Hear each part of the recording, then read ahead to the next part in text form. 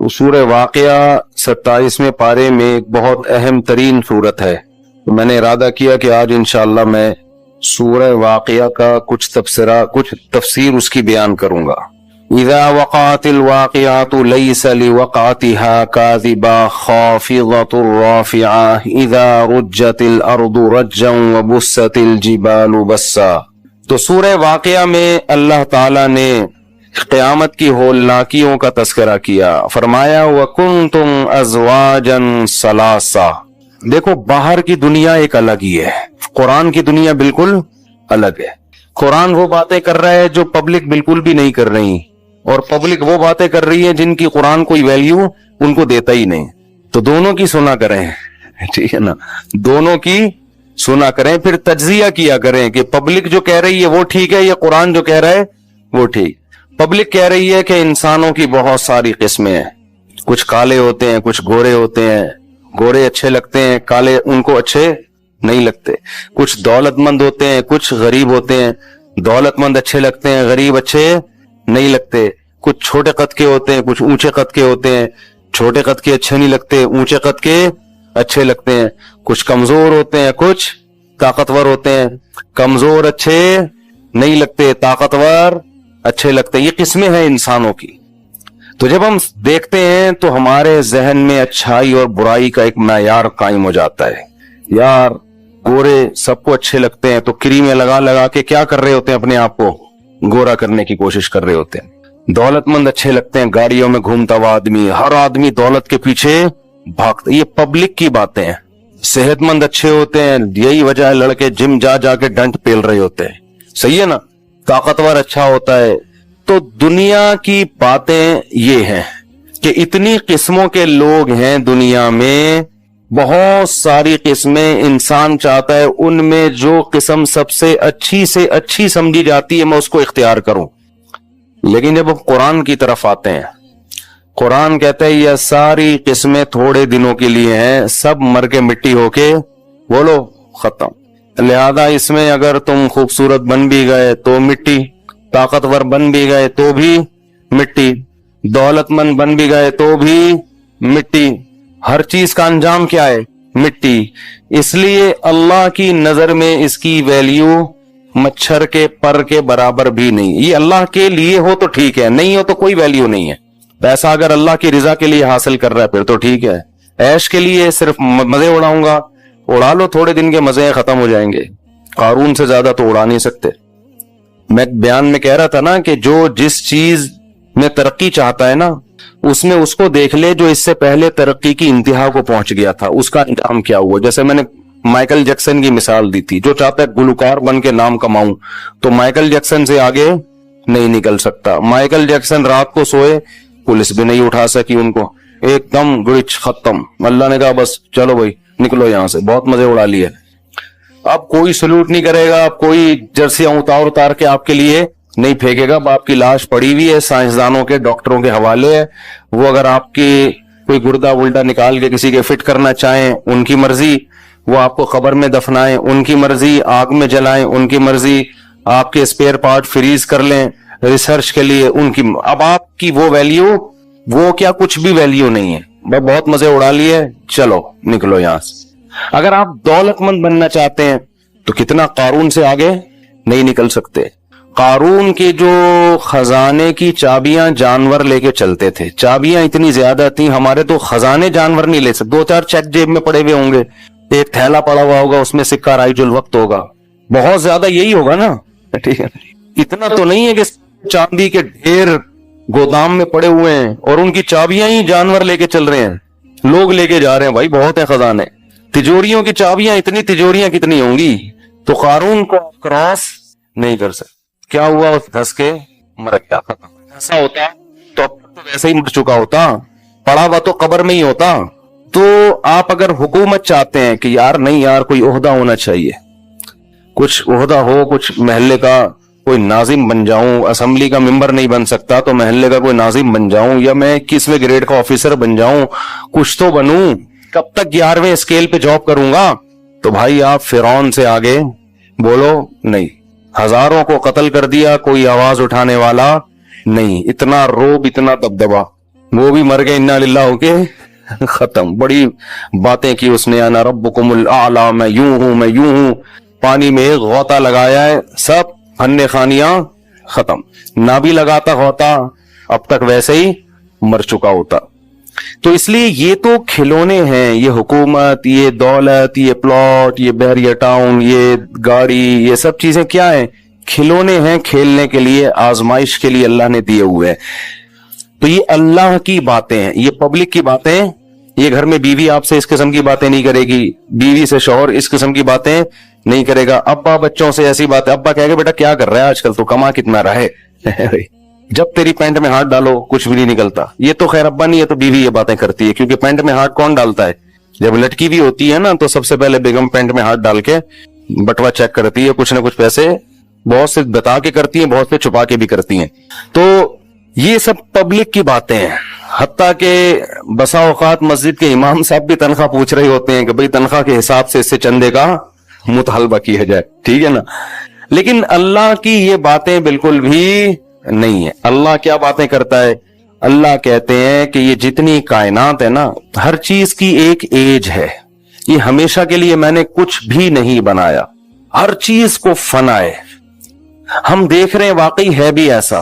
مچھر کی زندگی ایک دن کی ہوتی ہے، وہ ایک دن میں پیدا ہو کے بچے دے کے انڈے دے کے زندگی گزار کے مر کے ختم. کھٹملوں کی بھی پتہ نہیں 2-4 دن کی ہوتی ہوگی، لیکن وہ 2-4 دن میں اتنے کھٹمل پیدا کر کے جاتا ہے کہ اتنے کھٹمل کے لگتا ہے کہ وہ جو پیدا ہوا تھا نا تو سارا دن اس کے علاوہ کوئی کام اس نے کیا نہیں ہے. ہزاروں انڈے بچے پیدا کر کے جاتا ہے کم وقت، لیکن وہ بھی 2-4 دن کی زندگی. کسی کی زندگی 500-500. بعض جانور، میں خود تنزانیہ کے ایک جزیرے میں 300 سال پرانے کچھوے دیکھے ہیں. یونائٹڈ نیشن کی طرف سے ان کو پھر لکھا ہوا ہے کہ ان کی عمر اتنی ہے، بالکل ایک اوتھینٹک. اور جو کچھوا آج پیدا ہو رہا ہے اس پہ بھی وہ لگا دیتے ہیں اس کی ڈیٹ آف برتھ. 300 سال پرانے کچھوے زندہ رہتے ہوئے ان کو شرم بھی نہیں آ رہی کہ یار بس کرو، کتنی جنگیں دیکھ لی انہوں نے، کتنا زمانہ دیکھ لیا.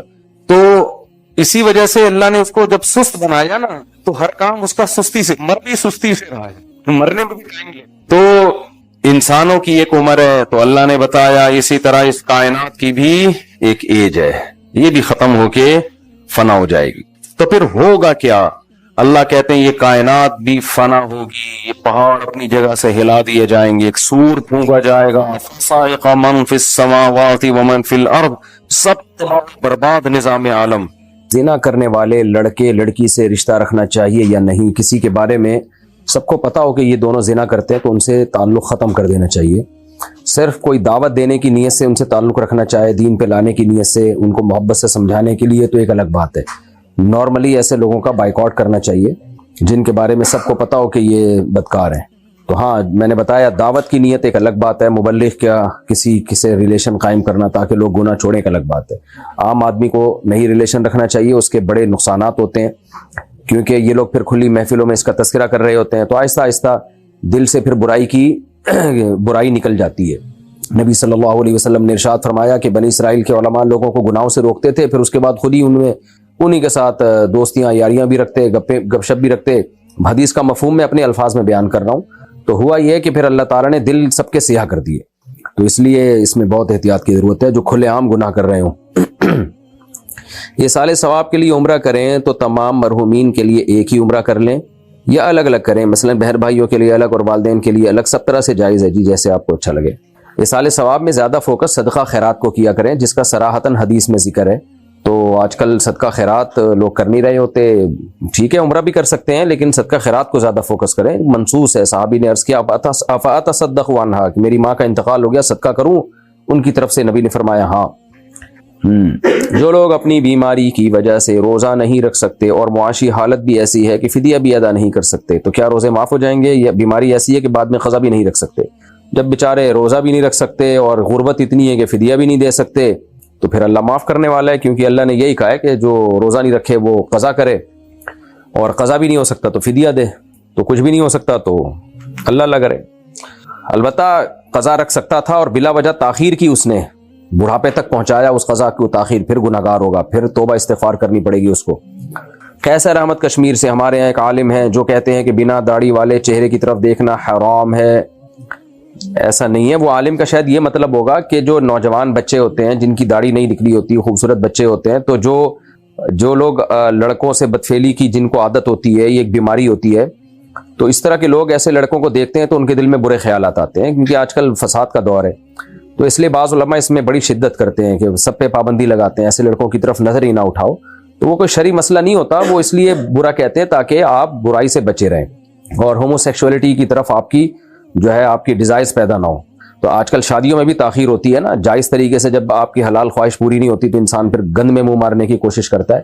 تو اس لیے ہمارے بعض مشائخ اور اکابر اس مسئلے میں بہت احتیاط کا حکم دیتے ہیں, یہ اس وجہ سے کیونکہ فساد کا دور ہے, شہوت پرستی کا دور ہے. باقی یہ ایسا نہیں ہے کہ اہل طلاق سب کے لیے حرام ہے, سب ایک جیسے نہیں سوچ والے ہوتے. بہت سے لوگوں کو جن کی ٹائم پہ شادی ہو, پاکیزہ ذہن ہو, ان کی کبھی بھی کسی لڑکے کی طرف توجہ جاتی نہیں ہے. وجہ اس کی ہے کہ یہ نیچرل نہیں ہے, یہ تو گھن آتی ہے انسان کو اس کے تصور سے بھی, کیونکہ اللہ نے مرد کے لیے عورت بنائی ہے اور عورت کے لیے مرد کو بنایا. تو لیکن بہرحال فساد کا دور ہے, اس لیے اور بعض علماء اس میں سختی کرتے ہیں اور کرنی بھی چاہیے.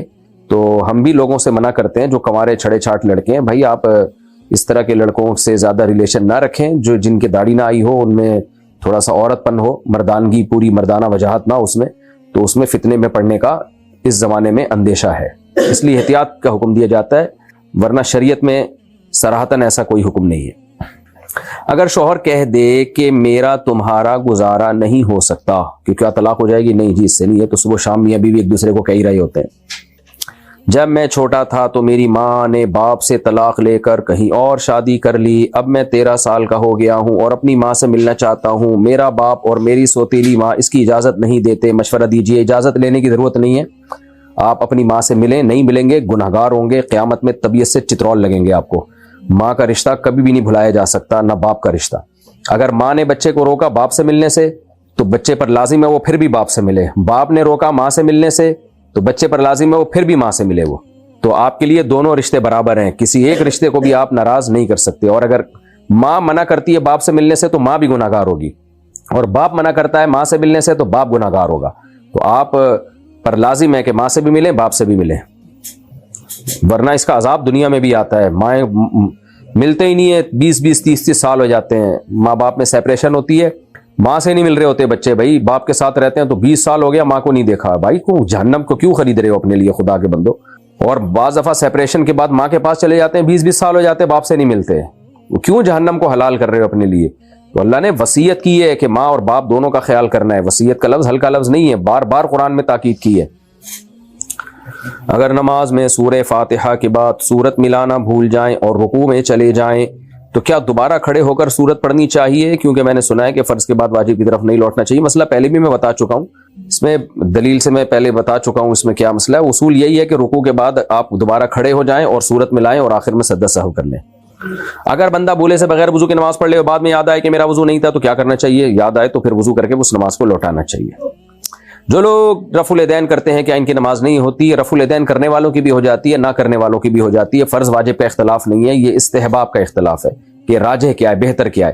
نبی صلی اللہ علیہ وسلم سے رفع الیدین کرنا بہرحال ثابت ہے, اس میں کوئی شخص بھی اس کا انکار نہیں کر سکتا. باقی آخری عمل آپ کا کیا تھا؟ تو احناف کے نزدیک آخری عمل یہ تھا کہ آپ نے تکبیر تحریمہ کے علاوہ رفع الیدین چھوڑ دیا تھا. اس پہ بہت سارے قرائن ہیں, تو اس لیے ان قرائن کی بیس پر احناف کا یہ قول ہے. اور امام شافعی اور امام احمد بن حنبل کا یہ قول ہے کہ نہیں, آخر دم تک نبی نے رفع الیدین کیا. دونوں کے اپنے اپنے دلائل ہیں اور وہ دلائل میں بہت دفعہ بتا چکا ہوں. اب اس مسئلے کو مکا دینا چاہیے. زندگی بھر یہ نہیں ہو کہ رفع الیدین ہی میں لڑ کے اپنی زندگیاں برباد کر لیں. تو جو امام شافعی کو فالو کرتے ہیں وہ کر لیتے ہیں, جو فقہ حنفی کو فالو کرتے ہیں وہ نہیں کرتے. میں 30 سال شافعیوں کے بیچ میں رہا ہوں, بغیر رفع الیدین کے نماز پڑھی ہے. نہ کسی شافعی نے کبھی ہمیں نہیں ٹوکا تم کیوں نہیں کرتے, اور ہم نے بھی کبھی کسی شافعی کو نہیں ٹوکا تم کیوں کرتے ہو. دونوں طرف دلائل ہیں, تو اختلافی مسئلہ ہے. تو کرنے والے کی بھی ہو جاتی ہے, نہیں کرنے والے کی بھی ہو جاتی ہے. زوجہ منصور کا رقص اگر قرآن پاک اوپر رکھا ہوا ہو شیلف پر تو نیچے کی طرف پیر کر کے لیٹ سکتے ہیں. دوسرا سوال, یہ مجھے لگ رہا ہے میں نے پہلے ریکارڈ تو نہیں کرا دیا یہ مسئلہ. اچھا خیر، تو نیچے اس کی طرف پیر کر کے لیٹ سکتے ہیں؟ جی لیٹ سکتے ہیں، نیچے اگر لیٹیں تو کوئی حرج نہیں، ڈائریکٹ قرآن کی طرف پاؤں نہیں ہونے چاہیے۔ دوسرا سوال یہ کہ میری والدہ کو برین ہیمریج ہوا ہے، پوری طرح بے ہوش نہیں ہے لیکن ان کے حواس بھی کام نہیں کر رہے، ان کی نمازوں کا کیا حکم ہے؟ دل سے دعا ہے اللہ آپ کی والدہ کو شفا عطا فرمائے۔ اگر ان کے حواس کام نہیں کر رہے تو پھر ان پہ نمازیں معاف ہیں۔ اگر کسی لڑکا لڑکی نے ایک ماں کا دودھ پیا ہو اور پھر وہ بعد میں نکاح کر لیں جبکہ وہ رضائی بہن بھائی ہیں اور ان کے 2 بچے بھی ہو جائیں تو کوئی اور شخص ان کے بچوں سے اپنے بچوں کا نکاح کر سکتا ہے جبکہ وہ ان کی جائز اولاد نہیں ہے؟ اگر ان کمبختوں کو پتا تھا کہ ہم نے بچپن میں ایک ماں باپ کا دودھ پیا ہے تو یہ بہن بھائی ہیں بھائی، پھر انہوں نے جان بوجھ کر شادی کی، حرام ناجائز کام کیا، ان کا نکاح ہی نہیں ہوا، اور پھر ظاہر ہے بچوں کا نسب میں بھی نسب کو بھی خراب کر دیا، تو لیکن ظاہر ہے بچوں کا کوئی قصور نہیں ہے، تو ان کو تو چاہیے فوراً علیحدگی اختیار کر لیں، باقی ان کے بچوں سے شادی کرنا جائز ہے۔ یہ مسائل میرے خیال ہو چکے ہیں، میں نے غلطی سے پرانے مسائل کھول دیے ہیں، وہ بھی دوبارہ میں دیکھتا ہوں نئے مسائل۔ اچھا یہ بھی دیکھ لوں، میرا خیال ہے یہ بھی ہو گئے۔ اچھا آگے چلتے ہیں، یہ بھی نئے مسائل یہ ہیں۔ ہاں، میرا چھوٹا بیٹا جو 12 سال کا ہے، اس کو چوری کرنے کی عادت لگ گئی ہے، اس کو پیار سے مار سے ہر طریقے سے سمجھا دیا لیکن وہ نہیں مان رہا، موقع ملتا ہی چوری کرتا ہے اور بڑے نوٹ چراتا ہے، واہ واہ، اور اب رشتہ داروں کے ہاں بھی چوری کرنا شروع کر دی۔ میں بہت پریشان ہوں، برائے مہربانی اس کا کوئی حل بتائیں۔ اللہ میاں نے جو چور کا ہاتھ کاٹنے کا حکم دیا نا، ایسے ہی نہیں دے دیا، آپ نہیں کاٹ دیے گا کہیں ہاتھ، یہ حکومت کا کام ہے، یہ حدود جاری کرنا حکومت کا کام ہے، کسی اور شخص کو نہ ماں باپ کو اس کی اجازت ہے کہ وہ یہ کریں، لیکن میں تو شریعت کے حکم کی حکمت بتا رہا ہوں۔ اس کی وجہ یہی ہے کہ یہ بہت بری لت ہے، تو آپ ہوتا یہ ہے کہ بچپن میں بچے نے کوئی ہلکی سی چیز چوری کر لی، ماں باپ کچھ نہیں کہتے، ایکچولی موٹیویٹ کرو، بچے کو سمجھاؤ بھائی صاحب یہ بہت خطرناک عادت ہے، جڑ پکڑ جاتی ہے یہ، تو بچپن میں بچے کو آزمائیں، چھوٹے بچے کو پیسے رکھے اور اس کو بتائیں کہ ہم تمہیں آزمائیں گے، تم نے چوری نہیں کرنی ہے، تو ماں باپ بچپن میں بے احتیاطی کرتے ہیں، پھر یہ عادت جڑ پکڑ جاتی ہے۔ تو اب یہی ہے کہ بچے پہ آپ سختی کریں، اور اس کو ابھی 12 سال کا ہے، پورا یعنی صحیح سمجھدار نہیں ہوا ہے وہ،